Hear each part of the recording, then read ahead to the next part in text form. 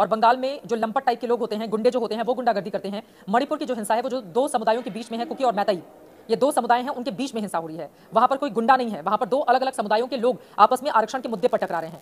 तो जहां पर गुंडागर्दी हो रही है और जहां पर दो समुदायों के लोग आपस में टकरा रहे हो, दोनों ही जगहों में फर्क होता है। सावन के अंधे को जैसे हर तरफ सिर्फ हरियाली नजर आती है, वैसे ही नोएडा के घड़ियालों को सिर्फ विपक्ष के ही सूबों में परेशानी नजर आती है।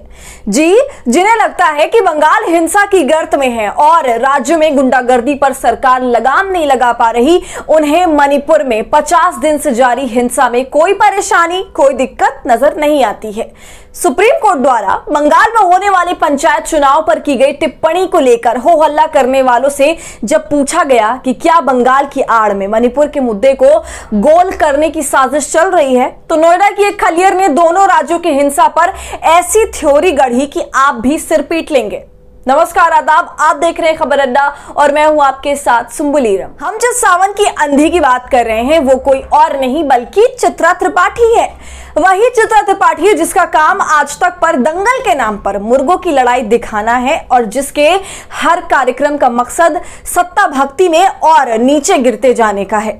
तो हुआ ये कि चित्रा त्रिपाठी से लाइव चैट के दौरान एक यूजर ने मैडम के बंगाल को लेकर ताबड़तोड़ शो किए जाने और मणिपुर पर मौन साधे रखने को लेकर सवाल पूछते हुए लिखा कि क्या बंगाल पर जोर सिर्फ इसलिए तो नहीं कि मणिपुर में मचे शोर को दबा लिया जाए। तो इस सवाल के जवाब में चित्रा बजाय इसके कि मणिपुर में जारी हिंसा के लिए उसके प्रति गोदी मीडिया की उदासीनता पर अपनी बात रखती, चित्रा ने दोनों राज्यों में जारी हिंसा के बीच भेद बताने शुरू कर दिए।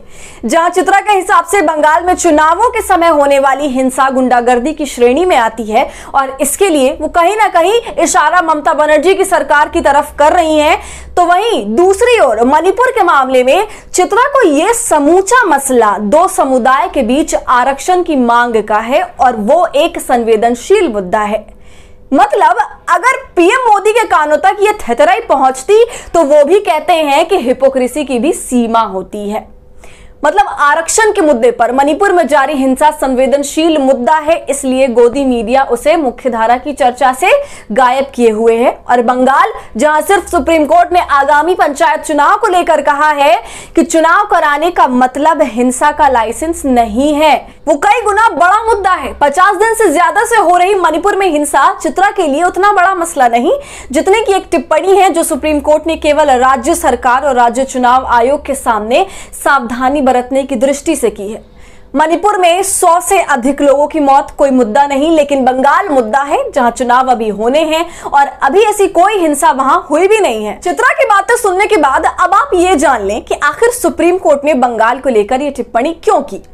जैसा कि हमने आपको बताया कि राज्य में जल्द ही पंचायत के चुनाव होने हैं, तो इसे लेकर सुरक्षा व्यवस्था के इंतजाम को लेकर कलकत्ता हाईकोर्ट द्वारा दिए गए केंद्रीय बलों की तैनाती के फैसले को राज्य सरकार ने सुप्रीम कोर्ट में चुनौती दी, जिस पर सुनवाई करते हुए सर्वोच्च न्यायालय ने कहा कि राज्य में चुनावों से पहले हुई हिंसा के इतिहास को देखते हुए कलकत्ता हाईकोर्ट का फैसला सही है और सुप्रीम कोर्ट इसे रद्द नहीं करेगी। ये तो रही बंगाल की बात। तो वहीं मणिपुर के मामले में कुकी और मैतेई समुदाय के बीच जनजाति वर्ग में शामिल किए जाने और आरक्षण को लेकर जारी संघर्ष करीब 2 महीने से हिंसक रूप अख्तियार किए हुए है।